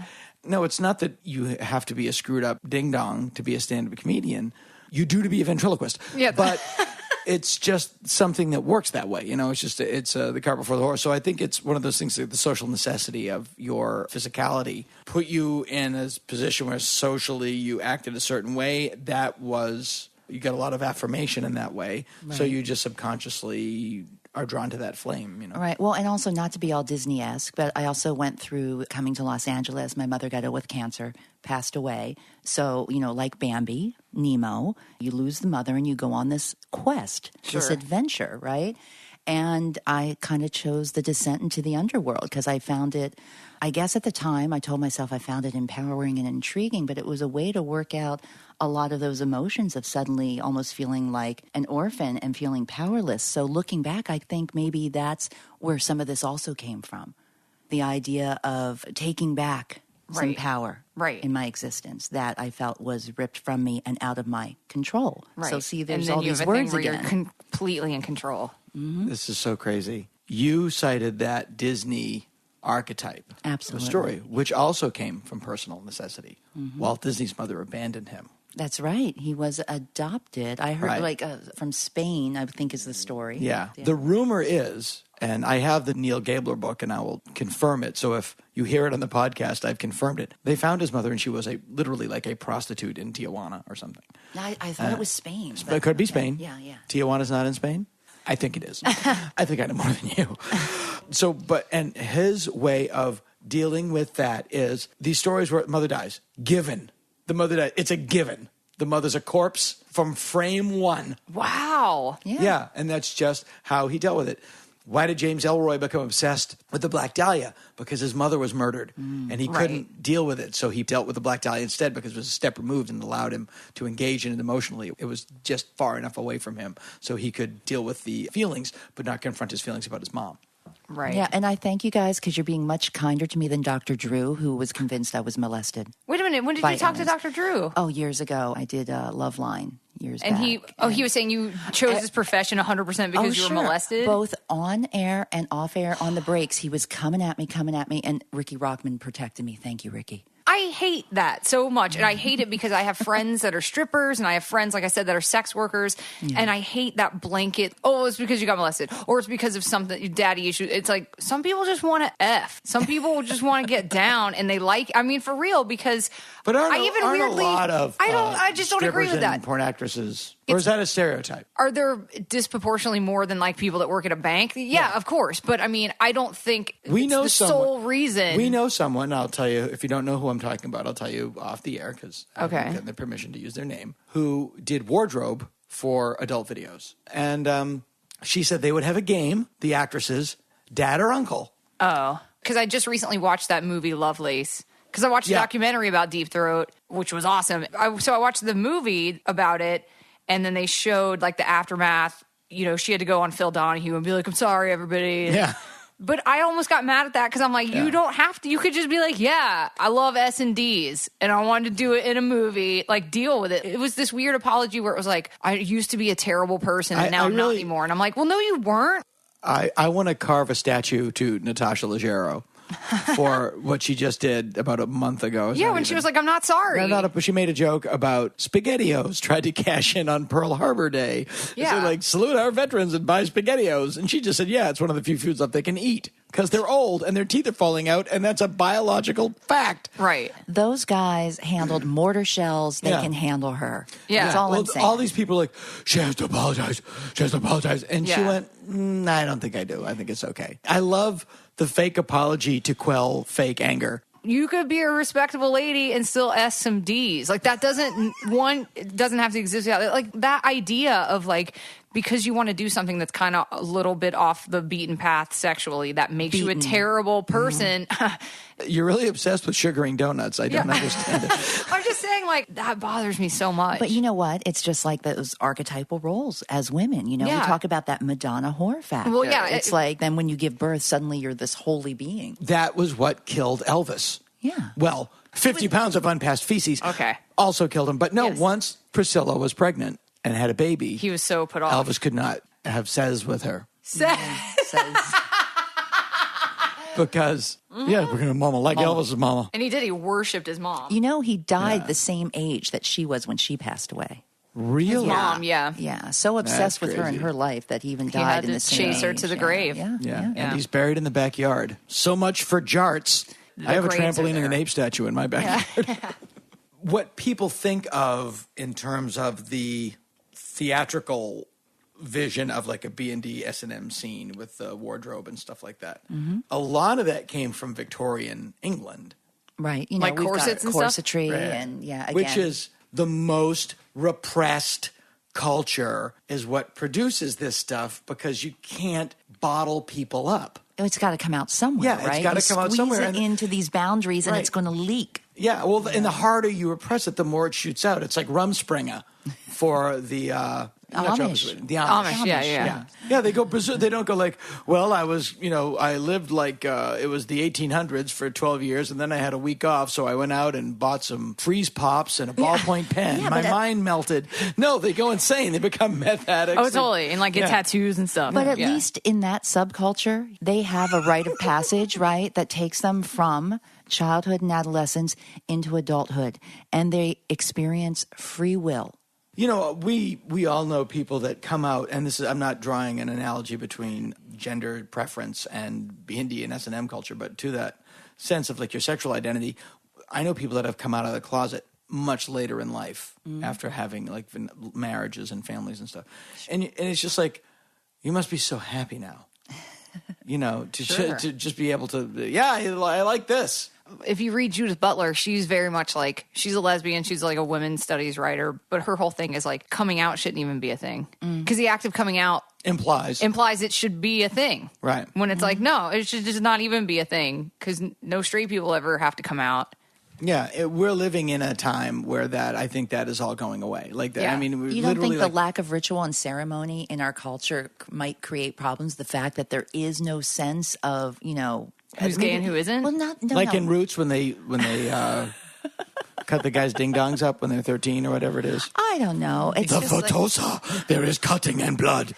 The Fatosa. That's all I remember from Roots. What I mean is there's a ceremonial quality when we get into things like S&M and the theatrics of all that. It's just like there's a sense of game and theater and whatnot. Yeah, absolutely. And if that's missing from our culture at large, we find ways to play it out. Yes. Be it S&M or Dungeons and Dragons or anything that's a role-playing game. And people society need ritual. Is, people need ritual. ritual. People need ritual. Yeah, I don't know if there's anybody that has like a normal sex life. You would never know. You only know what people tell you. No, what I mean is everybody has a little something that makes them go all willy-nilly. Sure. Yeah. With me. It is what? Getting your nuts stomped. Yes. Because I had no idea where that was going. If you guys want me to step outside for a few...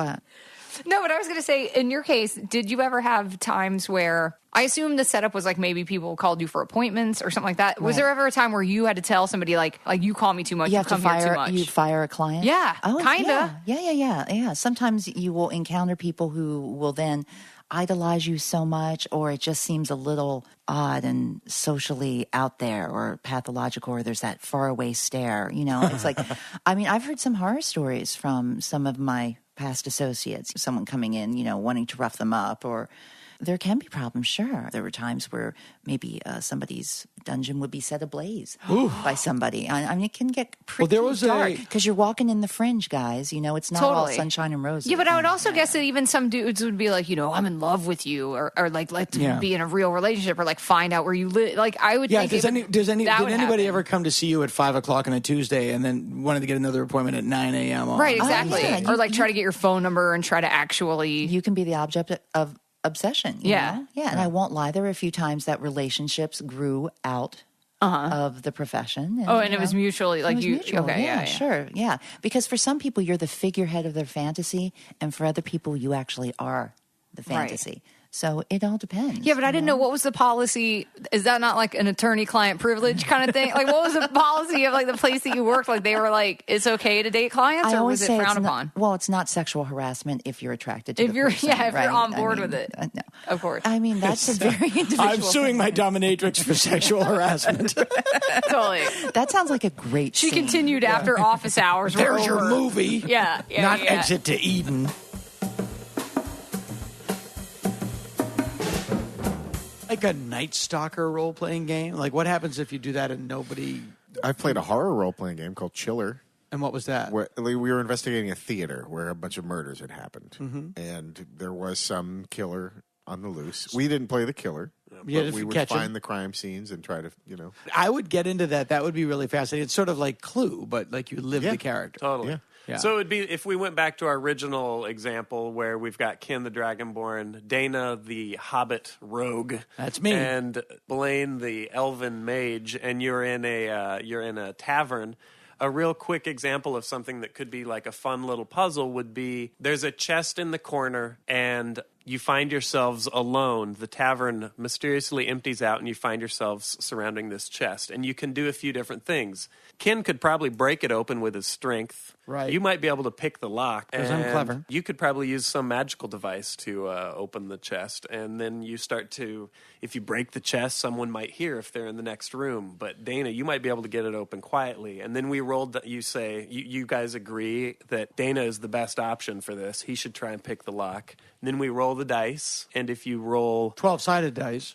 Or what, the D20 is the famous one, a 20-sided. 20-sided dice. Yeah. But you would roll, and if you beat your lock-picking skill, then the lock opens, and I tell you what's in the chest. I have what's in the chest on my notes, so I know if you guys get it open, what you're going to find. And if you alert the people in the next room, they're not going to be happy that you're breaking into their chest, and then you're going to have to deal with them, and then it just goes on and on and from maybe there. There's a monster in the chest, or it's booby trapped. And how long does this go for? Like on a night, like on a Monday night. You get together. 3 hours we usually play. Yeah. That's your night. Yeah. Cigars, a couple of broads. Yeah, it is. Yeah. It's just like poker.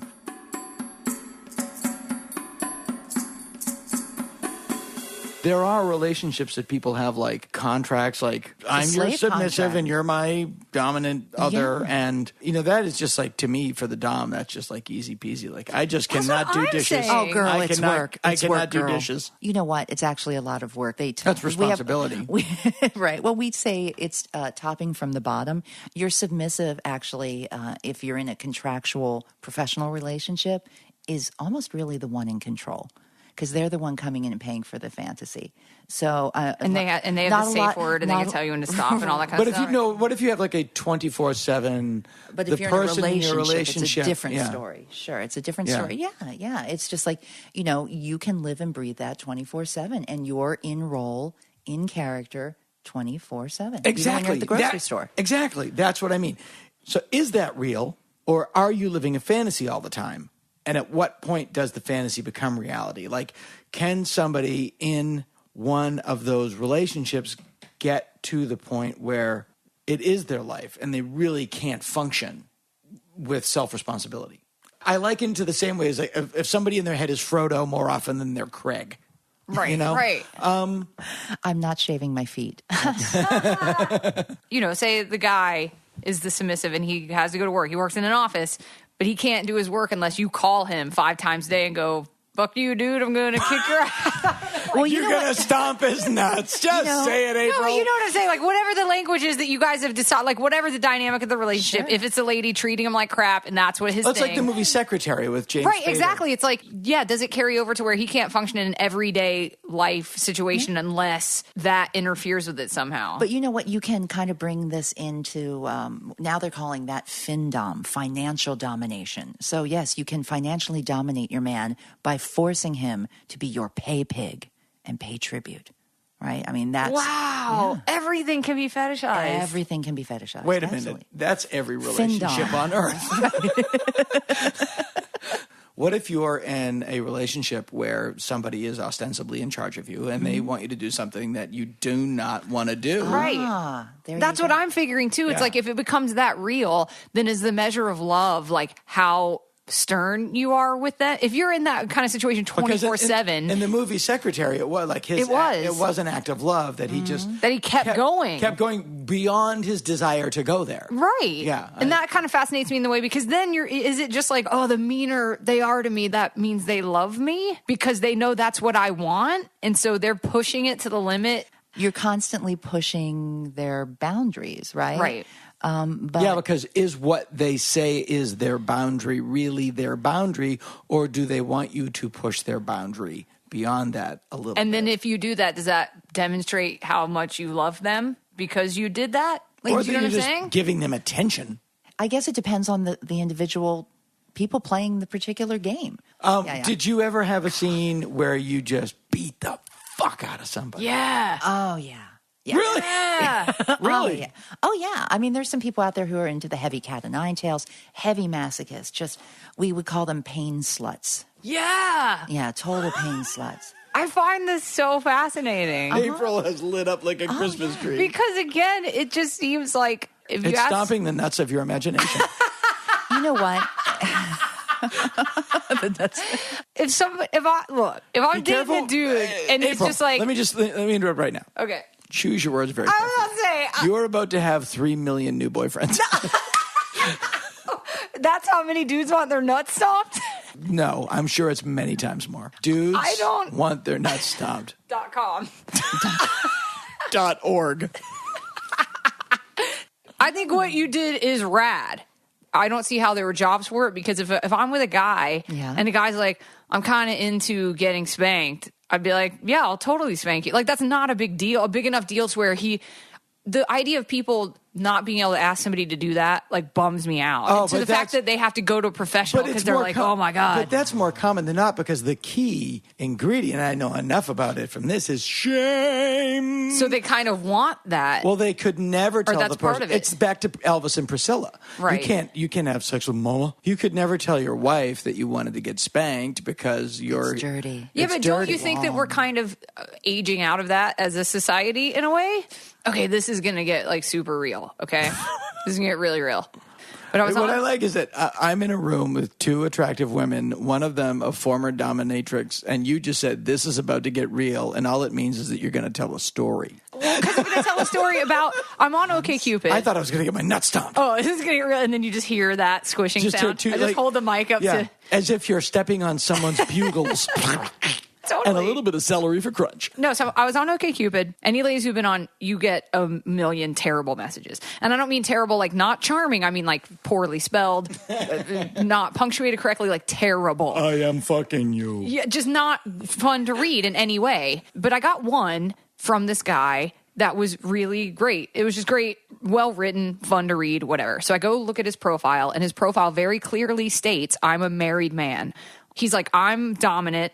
I'm here looking for submissive women, specifically who want to do these sorts of things in the bedroom. And his profile, again, it was super well written, beautifully written. Almost, I mean, it was like so fun to read. He was the T.S. Eliot of anal beads. Honestly, like it was really. There's no picture of him because again, he openly was like, "I am on here cheating on my wife," right? And so I actually wrote him back, and I was like, "Something tells me he looks really handsome." Not true. Well, I don't know anything about him. The thing is, we wrote to each other for like 6 months because I wrote him back and I was like, look, dude, first of all, I'm never going to fuck you. That's point one. What Just were the know things that. that he wanted to do? Well, I wrote him back saying, I'm not going to ever meet you. I'm not going to do you, whatever. I just wanted to let you know that I read your profile. I found it fascinating. I genuinely find you interesting if you want to talk. So we ended up talking because I asked him. Cut to you being told to put the lotion in the basket. I have no idea who this guy is. No, again, I have no idea who he is. We never told each other our names. I never saw a picture of him. Like, I know nothing about him. Very Last Tango in Paris. But, and I'll never meet him. I'll never know who this is. But I'm just saying, he was very articulate. He was I asked him questions like,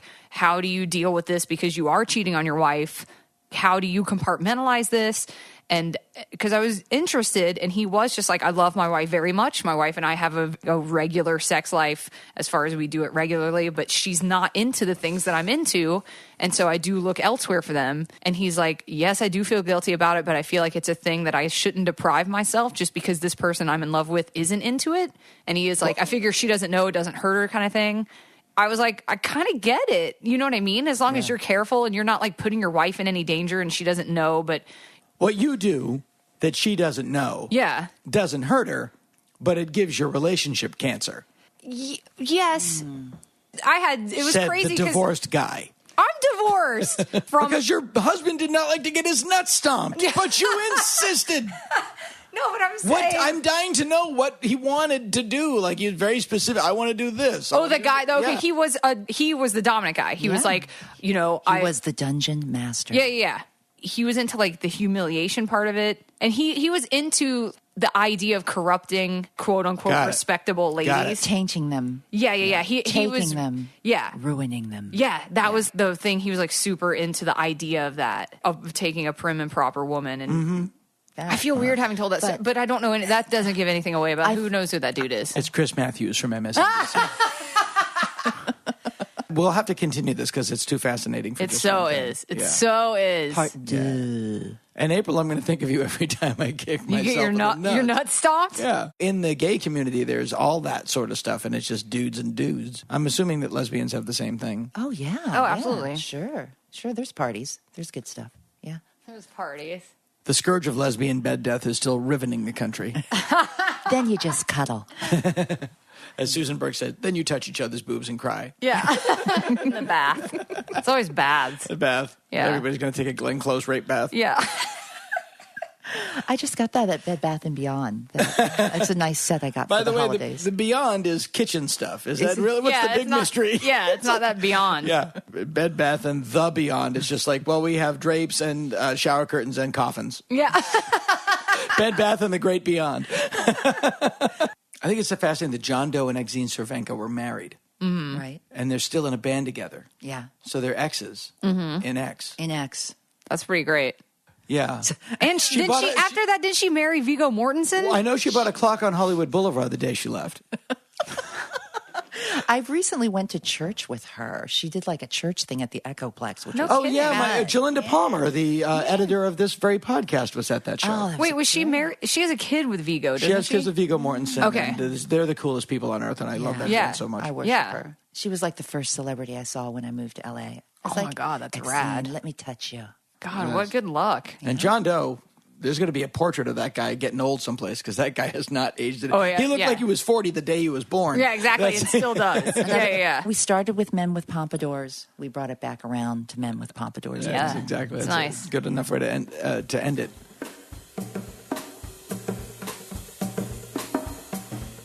In Boston in the 80s, there was a place called the Cambridge Sci-Fi Fantasy Bookstore in Harvard Square. And the gentleman who worked there had a physical challenge, an abnormality.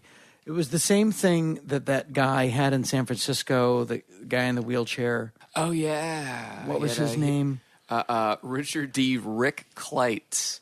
And he was in a wheelchair, but he would wear these skin-tight sweatpants, and he had a huge monster dong that would go all the way down to his knee. He was an old guy, right? No, he was sort of like a middle-aged guy, like Larry Flint. Weirdo. Right. No, I'm thinking of a different guy. But was he a comic? No, I saw that guy. No. I'm thinking of a different guy.